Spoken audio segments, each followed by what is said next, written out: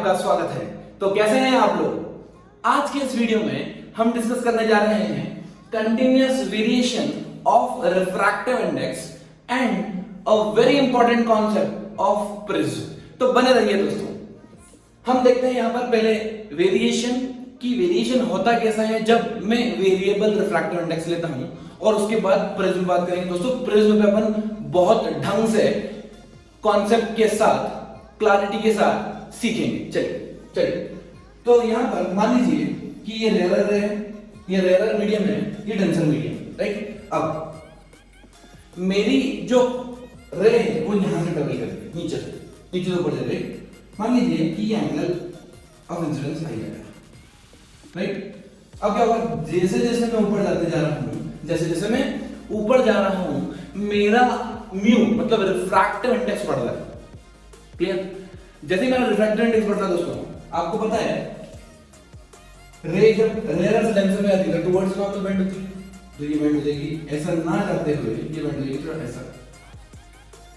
फिर यहां पर ये ऐसे ना जाती हुई थोड़ी सी फिर बेंड हो जाएगी ऐसी। फिर यहां पर ये ऐसे ना जाते हुए थोड़ी और बेंड हो जाएगी ऐसी, राइट। समझ रहे हो? इसका मतलब जो बेंडिंग होगा वो कुछ इस तरह का होगा, ऐसे, राइट। जो बेंडिंग होगी वो कुछ ऐसी होगी, और यहां से ये रेख बाहर निकल जाएगी, ठीक। आपको एक चीज पता है कि स्नेल्स लॉ हमेशा वैलिड होगा। स्नेल्स लॉ हमेशा वैलिड होगा। मतलब अगर मैं 0.1 लू, 2 लू, 3 लू, 4 लू, mu into sin theta always constant है। Mu into sin theta always constant होगा, ठीक। चलिए सेकंड केस लेते हैं। सेकंड केस में क्या होगा, यहां पर हमारा म्यू की वैल्यू घटती जाएगी।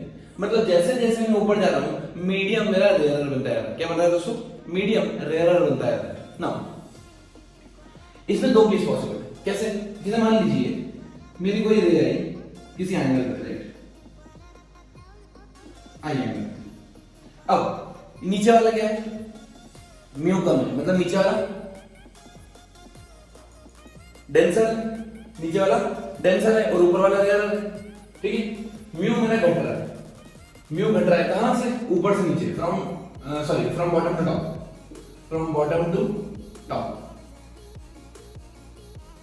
Bottom to top, right. जैसे जैसे मैं नीचे से ऊपर जा रहा हूं, मेरा म्यू घट रहा है, मतलब रेयर मीडियम में जा रहा हूं।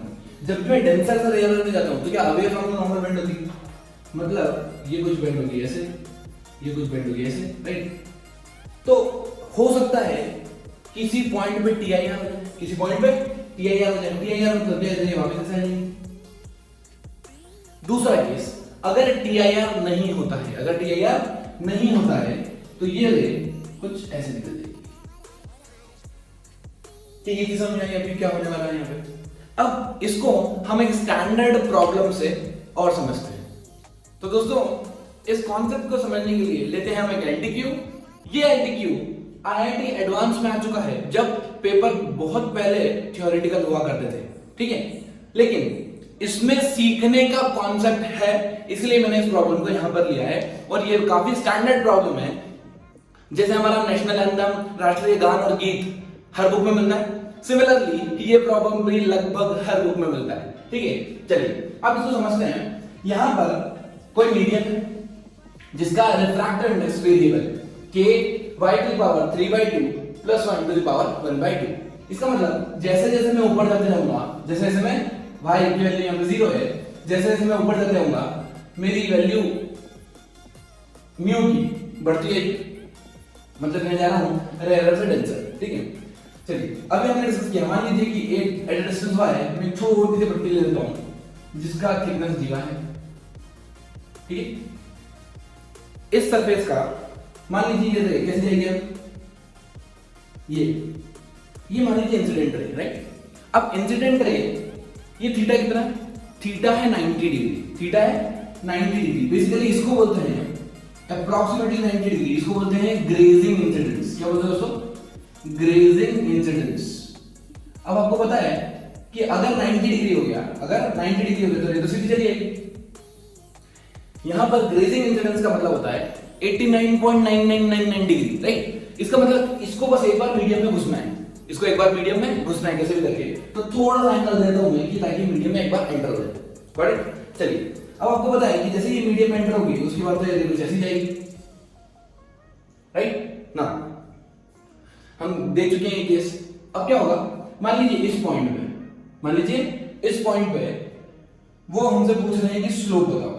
ये पॉइंट मान लेता हूं आर पॉइंट के कोऑर्डिनेट्स मान लेता हूं x, y, राइट। ये t पॉइंट मान लेता हूं टॉप मोस्ट पॉइंट। अब इसकी स्लोप बताओ। स्लोप कैसे निकालते हैं दोस्तों? स्लोप हमेशा टेंजेंट निकालते हैं। कहां से टेंजेंट? इस पॉइंट से। तो एक टेंजेंट ड्रॉ करता हूं, ये मैंने टेंजेंट ड्रॉ कर दिया, ठीक है। ये जो एंगल बनता है basically this is theta and the tan theta of this angle is called a slope. Slope क्या होता है दोस्तों? स्लोप होता है मेरा tan थीटा। इसको m भी लिखता हूं, m y equals to mx plus c, याद है? चलिए तो यहां पे मैंने मान लिया कि एंगल ऑफ नॉर्मल से एंगल ऑफ इंसिडेंस कितना बना i, नॉर्मल से एंगल ऑफ इंसिडेंस कितना बना i। हर पॉइंट पे एंगल ऑफ इंसिडेंस चेंज होगा।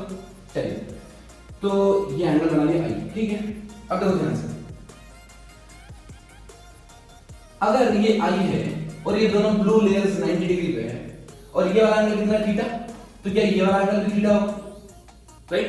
सो can I i plus theta equal to 90, i plus theta equal to 90, i plus theta equals to pi by 2, right.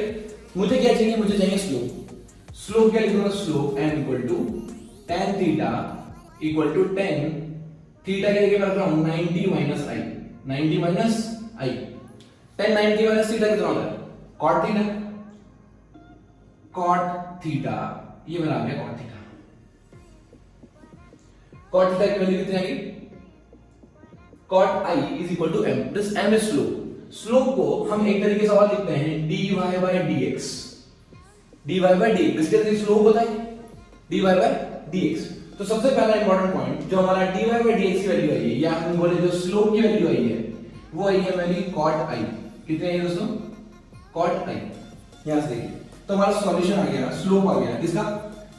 xy point पे, इस point पे relation between mu and i आप निकाल लेंगे। कैसे? देखिए हम लगाते हैं स्नेल्स लॉ। क्या निकालेंगे? Snell's law.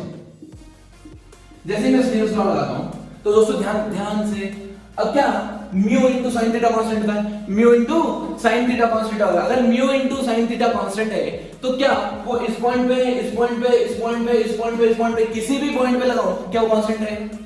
आपको पहले ये चीज अपन डिस्कस कर चुके, right. Mu into cos theta, mu into sin theta is always constant, mu into sin theta always constant. चलिए तो हम एक काम करता हूं, मैं ये वाला पॉइंट लेता हूं पॉइंट A1 और ये पॉइंट लेता हूं पॉइंट 2।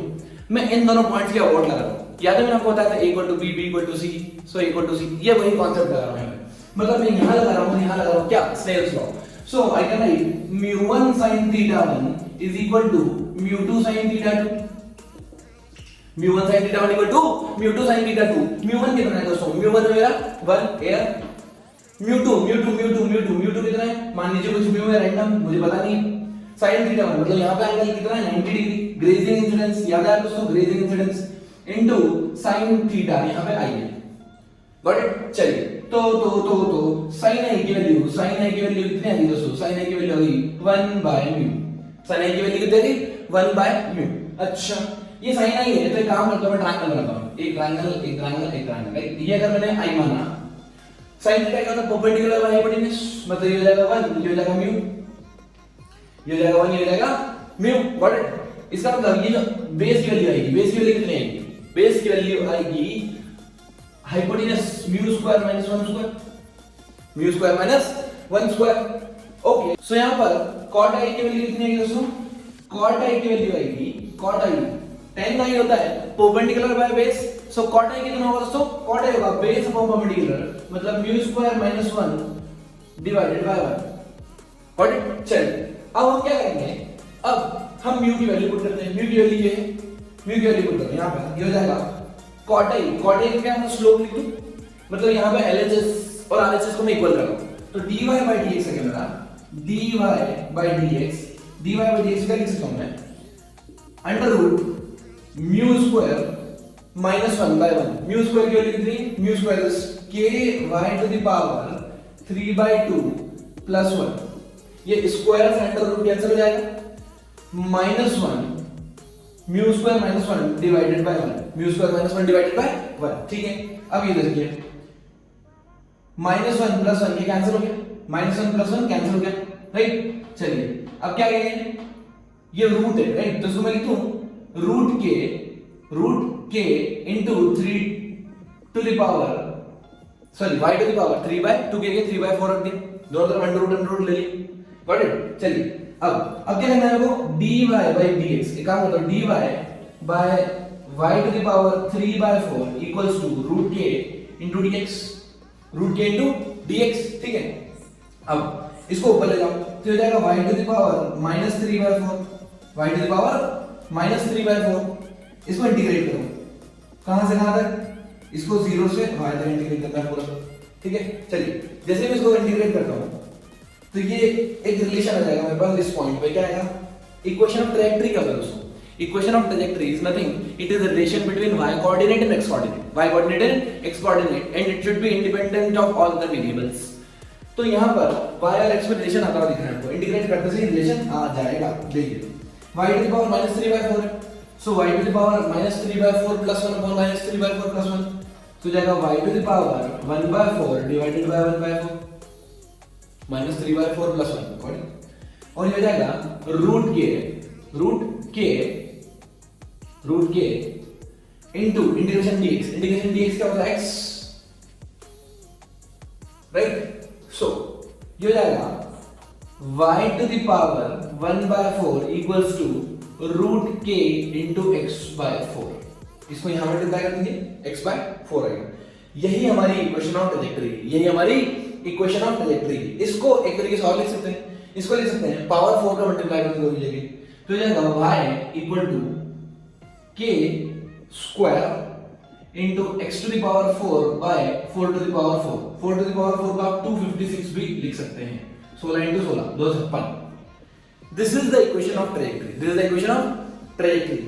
नॉर्मली हमें गिवन होता है कि k की वैल्यू 1 है, k की वैल्यू 1 है, तब मेरी इक्वेशन ऑफ ट्रैजेक्टरी उस केस में आ जाती है y equal to x to the power 4 divided by 4 to the power 4, got it.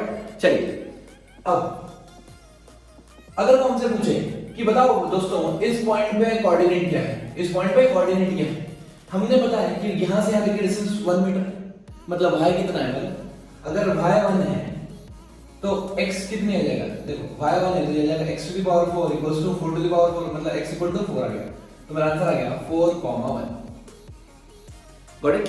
दोस्तों लेते हैं एक और एमटीक्यू, यहां पर हमें गिवन है y equal to 4x square. Basically हमें इक्वेशन ऑफ ट्रैजेक्टरी गिवन है, लेकिन हमसे पूछ क्या रहे हैं, वो म्यू पूछ रहे हैं कि what will be the refractive index of the medium and how it will very, right. चलिए दोस्तों शुरुआत करते हैं। सबसे पहले हमें y पता है, y equal to 4x square. अगर मैं इसका स्लोप निकालूं, क्या निकालूं, dy by dx, स्लोप निकालूं तो कितना होगा दोस्तों 8x, स्लोप कितना होगा 8x। मुझे पता है स्लोप होता है m equals to cot i के बराबर, अभी अपन ने देखा, राइट, cot into i क्या होता है स्लोप, तो हमें स्लोप आ गया, कितना आ गया दोस्तों 8x। आप देख सकते हैं यहां से cot i की वैल्यू आ गई 8 into x, cot i की वैल्यू 8 into x, ओके। अब लगाते हैं हम स्नेल्स लॉ।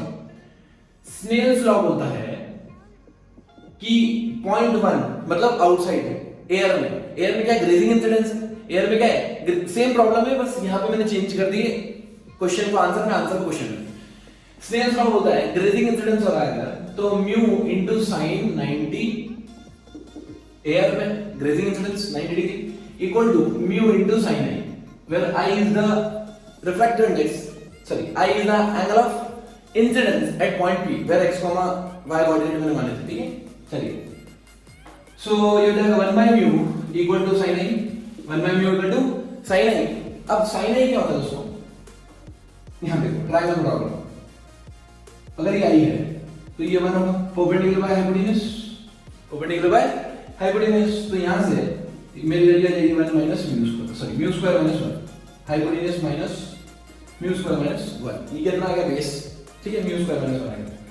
अब यहां पर cot i की वैल्यू निकालते हैं, cot i कितना होगा, tan ही होता है perpendicular by base, cot i क्या होगा भेस upon perpendicular, base upon perpendicular, तो यहाँ पे बेस कैलकुलेट करोगे कितने हैं, म्यू स्क्वायर माइनस 1 बाय 1 का under root equal to 8x square कर देते हैं, कितना हो जाएगा, mu square equals to 8x स्क्वायर प्लस 1, तो म्यू की वैल्यू आ गई हमारी under root 64x square plus 1, 64x square plus 1, ये आ गया म्यू का वेरिएशन किसके साथ, x के साथ।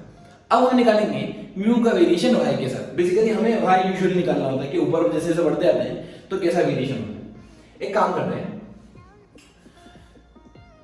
x स्क्वायर की जगह y बाय 4 डाल दो, x स्क्वायर की जगह y बाय 4 डाल दीजिए, चलिए तो ये हो जाएगा 64 बाय 4 या 16, x स्क्वायर की जगह y बाय 4 तो ये जाएगा y plus 1, 16y plus 1। This is how my mu will vary with height. Got it? दोस्तों जिसका हमें था इंतजार वो घड़ी आ गई। अब हम डिस्कस करेंगे प्रिज्म, बेहद इंपॉर्टेंट कॉन्सेप्ट, आपके लिए बेहद आसान होने वाला है। शुरू करते हैं। A transparent medium region bounded by some rectangular surface and two identical polygon. This is called as prism. Prism क्या होता है दोस्तों, दो कुछ रेक्टेंगुलर सरफेस अगर दो आइडेंटिकल पॉलीगॉन से बंधी हुई है, ठीक है, जैसे फॉर एग्जांपल ये मैंने लिया ट्राइहेड्रल प्रिज्म, राइट। ट्राइहेड्रल प्रिज्म मतलब जैसे ये ट्रायंगल है, ये ट्रायंगल है, दोनों भाई के बने हुए मान लीजिए ग्लास के, पूरा मीडियम ग्लास का। अब मैंने ये किया, एक रेक्टेंगुलर स्लैब ऐसी लगा दी, एक रेक्टेंगुलर स्लैब ऐसी लगा दी और एक ऐसी लगा दी। ये क्या बन गया, प्रिज्म। क्या बन गया ये प्रिज्म, दिख रहे हैं आपको, एक, दो और इधर से तीन रेक्टेंगल और कितने, एक और दो आइडेंटिकल पॉलीगॉन है, सिमिलरली अगर मैं पेंटाहेड्रल बनाऊं तो पेंटाहेड्रल में क्या होगा, 5 ये, फिर सिमिलरली 5 रेक्टेंगल बनेंगे पीछे और वहां पे फिर बन जाएगा। बेसिकली प्रिज्म बहुत तरीके के होते हैं। ऑक्टाहेड्रल में कितनी होगी, 8 साइड्स होगी, जितनी साइड्स होगी क्या उतने रेक्टेंगल्स लगेंगे। क्लियर। चलिए कुछ इंपॉर्टेंट पॉइंट जो हमें यहां पर देखना है वो बेसिकली प्रिज्म कुछ नहीं, कॉन्सेप्ट है। प्रिज्म एक नई चीज नहीं है, हम रिफ्रैक्शन पढ़ चुके हैं, इससे भी क्या होता है, रिफ्रैक्शन ही होता है, लेकिन ये कॉन्सेप्ट है कब, जब रिफ्रैक्शन हो दो इनक्लाइंड सरफेस से, रिफ्रैक्शन हो दो इनक्लाइंड सरफेस से। दोस्तों जैसे मान लीजिए कि ग्लास स्लैब है, क्या ग्लास स्लैब में रिफ्रैक्शन नहीं होता, बिल्कुल होता है, 100% होता है। यहां से रह गई, फिर बेंड हो गई, फिर ये चली गई, लेकिन आपको ये दिख रहा होगा कि जो इंसिडेंट रे है वो हमेशा पैरेलल होती है, इंसिडेंट रे और रिफ्रैक्टेड रे हमेशा पैरेलल होती है। इसीलिए ये और ये जो सरफेस दोनों 90 डिग्री, ये इंक्लाइंड नहीं, 90 डिग्री पे, ठीक है। चलिए अगर मान लीजिए मैं ऐसा सरफेस ले लेता हूं, ये ले लिया मैंने ऐसा, ये बना लिया कुछ इस तरह का प्रिज्म मैंने ड्रॉ कर लिया। समझ आ रहा है क्या है, ऐसा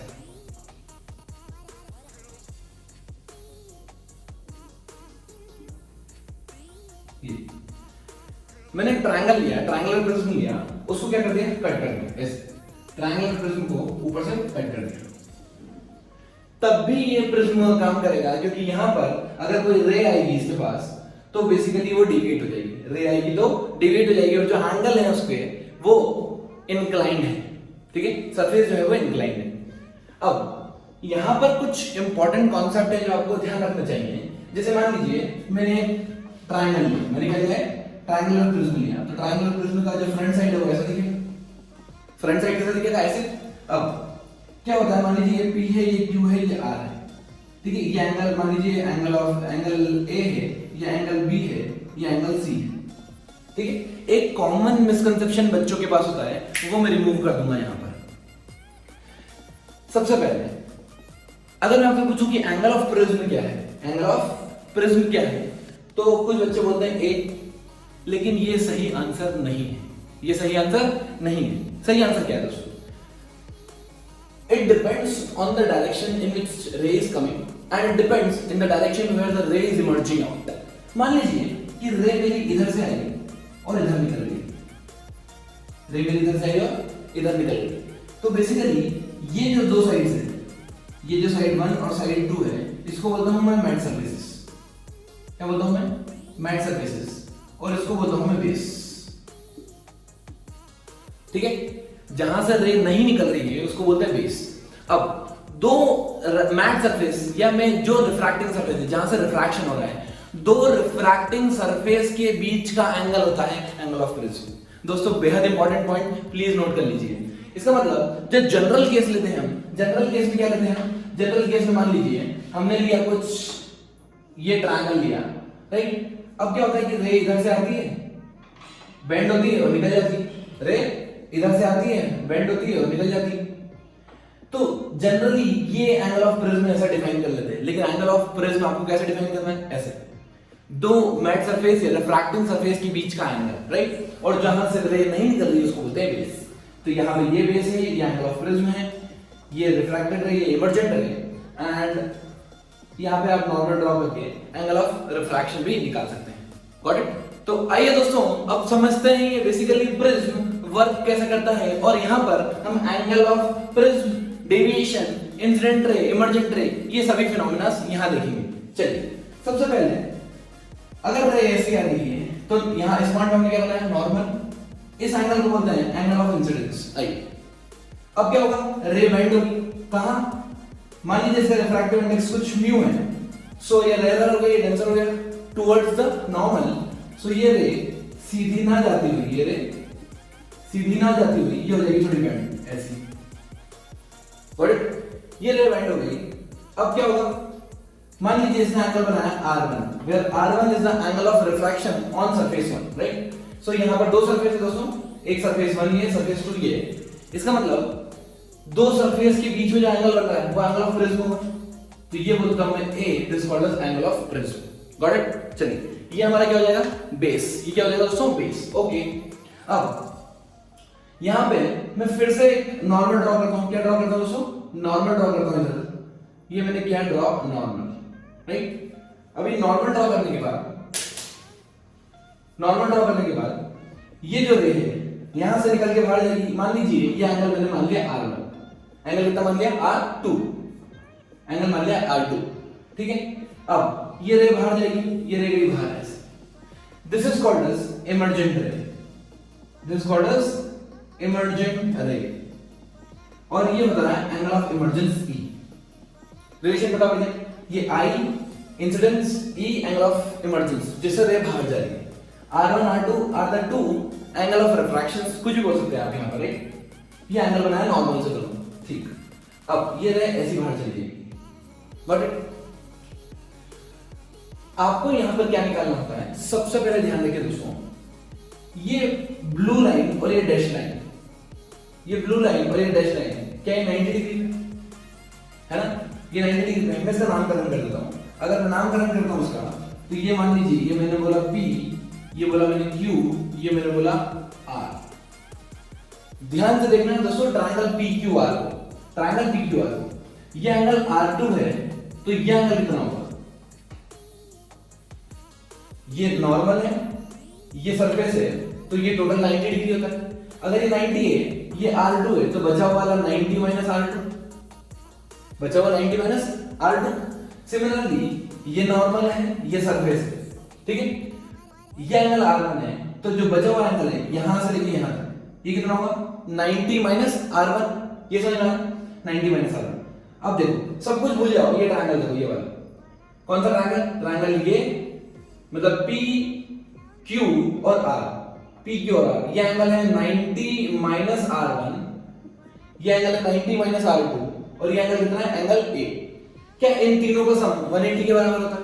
बिल्कुल सही बात। So I can write A plus 90 minus R1 plus 90 minus R2 क्या 180 होता है?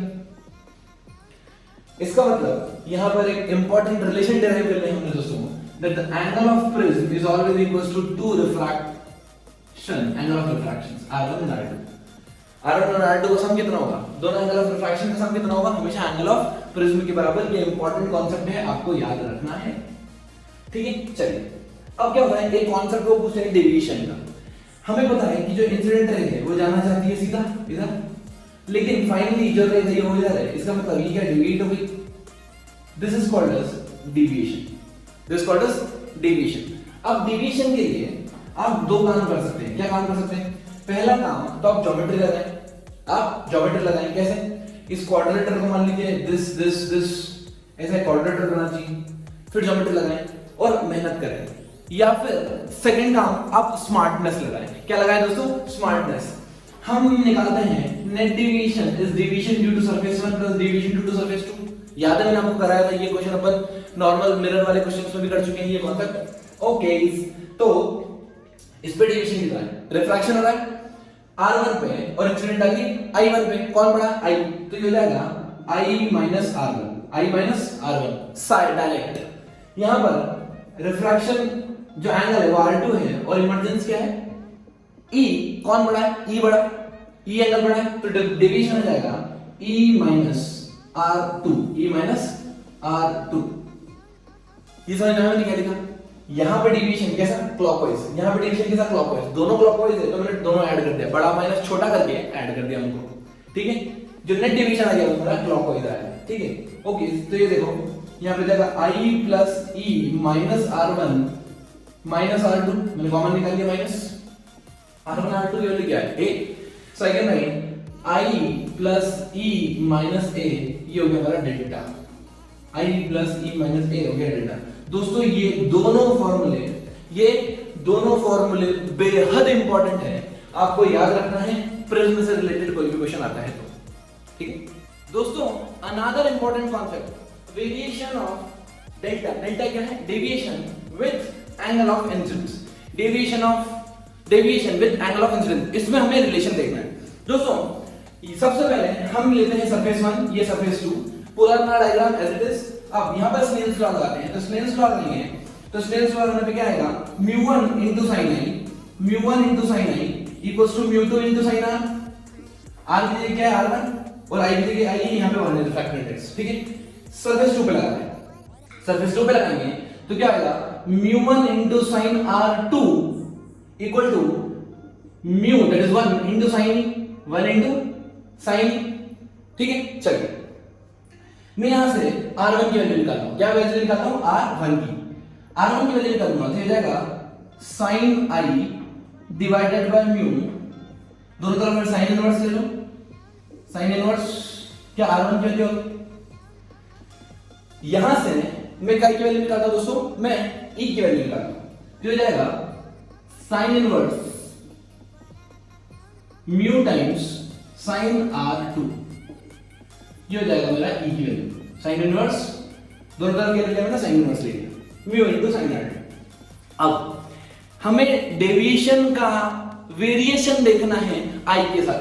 मतलब मेरी इक्वेशन में सिर्फ और सिर्फ क्या आना चाहिए? डेविएशन और i आना चाहिए।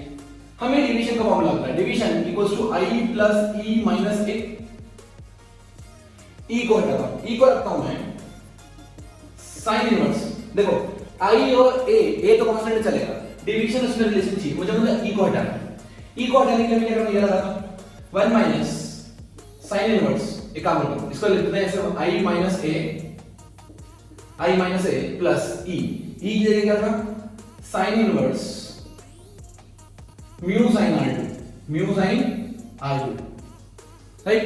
अब R2 भी हटाना, हमें पता है a equal to R1 plus R2 होता है, R1 प्लस R2 होता है, तो मैं यहां पे लिखता हूं deviation equal to i minus a plus sin inverse mu sin of a minus R1, अब मेरे को R1 भी हटाना, बिकॉज़ R1 भी वेरिएबल है, यहां पर नहीं चाहिए। R1 को कैसे हटाऊंगा? इस इक्वेशन में। सो मैं यहां पे लिखूंगा deviation equal to i plus a plus sin inverse कितना हो गया? Mu into sin of a minus R1 की ये पूरी वैल्यू रखते हैं, sin inverse sin of i by mu. ये इतना बड़ा एक्सप्रेशन आपका आ गया है डेल्टा। ये हमारा एक्सप्रेशन आया है डेल्टा का, राइट।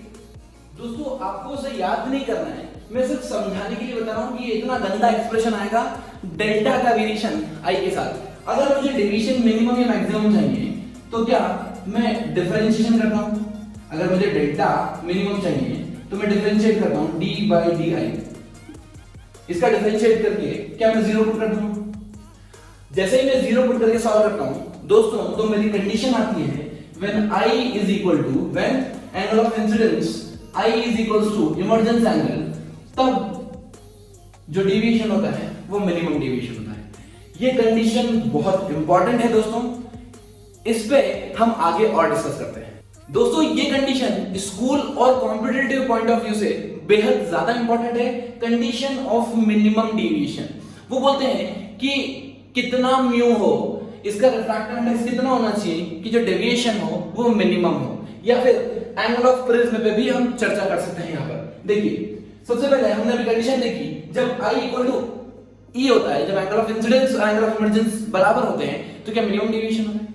अगर I और E बराबर हैं तो क्या R1 और R2 भी बराबर होंगे, स्नेल्स लॉ बनाएंगे आप तो, ठीक है। इसका मतलब R1 R2 भी बराबर हो जाएंगे, यहां से R1 क्या होगा R2 के बराबर according to the Snell's law.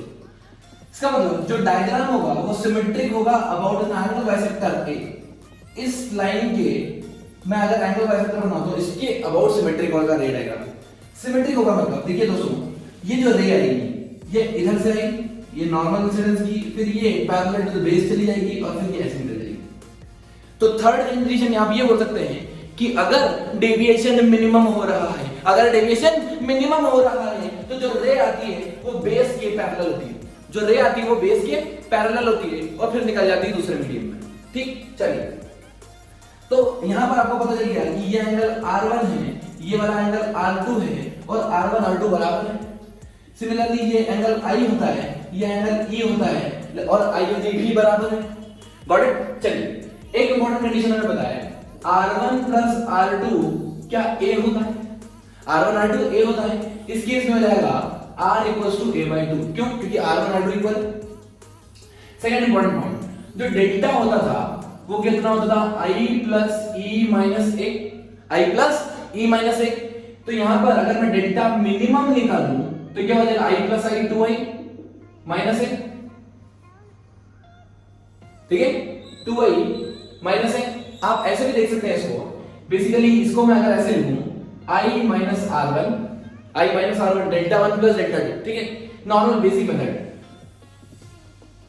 I minus R1 plus E minus R2, तो यहां पे I प्लस I 2I और R1 प्लस R2 A, ठीक है। आप ऐसे भी कर सकते हैं, वैसे भी कर सकते हैं। चलिए तो दो कंडीशन आ गई हमारे पास।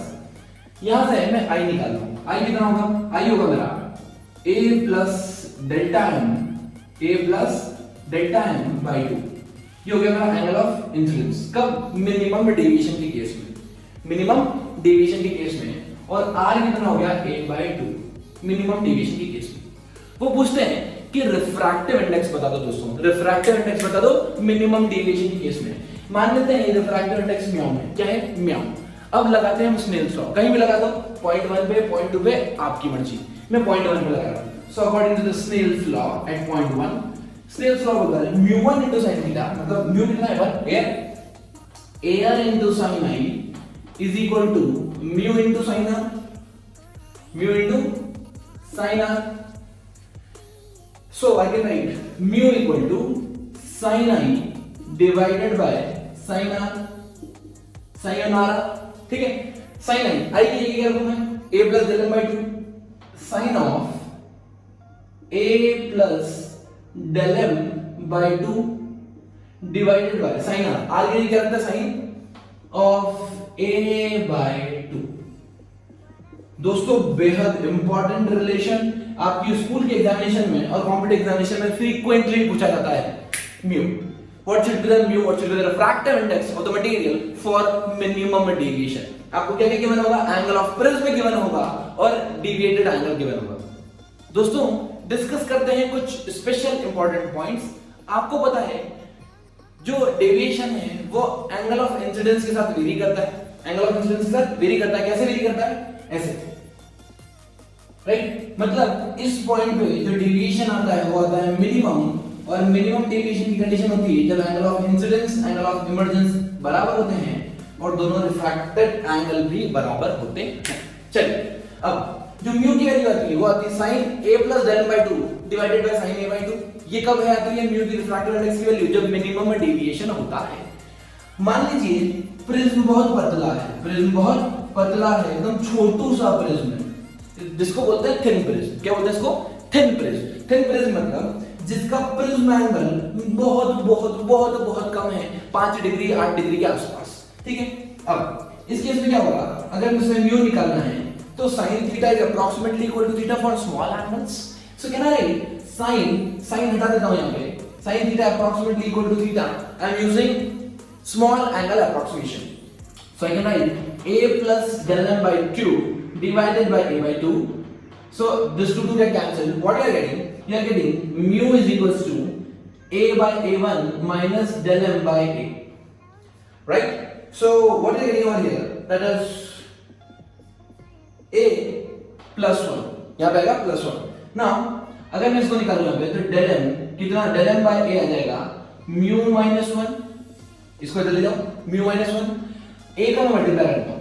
सो del m की वैल्यू होगी direct mu minus 1 into a। यहां से डिवीजन डायरेक्ट निकलता है, mu की वैल्यू रखो, a की वैल्यू रखो, आंसर एंजॉय करो। ठीक है, ये फॉर्मूला कब लगाएंगे? a into mu minus 1 जब thin prism, angle of prism बहुत बहुत बहुत कम होना चाहिए। चलिए प्रॉब्लम देखते हैं LTQ। मान लीजिए एंगल 60 डिग्री है, A angle of prism 60 degree है, रिफ्रैक्टेड एंगल 3 रिफ्रैक्टिव इंडेक्स 3/2 है। आपको क्या पूछा है? उन्होंने पूछा है मिनिमम डेविएशन निकालो। सो मिनिमम डेविएशन का फॉर्मूला यही लगाएंगे, 3/2 is equals to sine of a plus del m by 2, a plus del m by 2 divided by sin a by 2 divided by sin a by 2। sin a by 2 मतलब 60/2, क्या लिख दो direct 30, right? sin 30 कितना हो गया? 1/2। 1/2 यहां multiply हो तो क्या होगा? 3/4। 3/4। चलिए तो हो जाएगा sin 30 plus del m by 2। यहां अगर मैं sin इनवर्स ले लेता हूं दोनों जगह तो sin इनवर्स 3/4। दोस्तों याद है आपको sin इनवर्स 3/4 हमने निकाला था TIR में, वाटर का क्रिटिकल एंगल 48.6 डिग्री। सो ये हो जाएगा 48.6 डिग्री, फिर यहां पे इनटू 2 माइनस 30। तो अब यहां से डेल्टा मिनिमम कैलकुलेट इजीली कर सकते हैं। ठीक है, चलिए अब मान लीजिए कि अगर यही प्रिज्म पतला होगा, मतलब मैंने एंगल ऑफ प्रिज्म दे दिया 6 डिग्री और म्यू अभी भी कितना है? 3/2। अब डेविएशन कितना होगा दोस्तों? डेविएशन यहां पर कितना होगा? mu minus 1 into a, that is 3/2 minus 1, 1/2 into a. This will give you minimum deviation or deviation. So I direct लिख सकता हूं मैं 3/2 that is 3 degree, 6/2 that is 6/2 that is 3 degree. Got it? चलिए एक स्टैंडर्ड प्रॉब्लम होता है, वो बोलते हैं कि अगर एंगल ऑफ इंसिडेंस I की value angle of prism 60 degree है, एंगल ऑफ प्रिज्म 60 डिग्री है और डिवीजन जो हुआ है वो 30 डिग्री हुआ है। डिवीजन कितना हुआ है? 30 डिग्री। ठीक है, तो आपको क्या वैल्यू निकालना है? आपको म्यू की वैल्यू निकालना है, that what should be the refractive index of the material. ये क्वेश्चन नीट में भी आ चुका है और बहुत सारी बुक्स में अवेलेबल है। ये स्टैंडर्ड क्वेश्चन है, बिल्कुल आसान। चलिए आपको म्यू की वैल्यू निकालना है। फॉर्मूला आप क्या लगाएंगे? बड़ा वाला यही। So it is sin of a plus del m by 2, a plus del m by 2 divided by sin a by 2 divided by sin a by 2. This will give you the value of p. So that will be 45 sin 45 1 by root 2. This will give you sin 30 that is 1 by 2, right? तो ये 2 ऊपर चले आएगा, answer आ जाएगा root 2. The refractive index of the material will be root 2.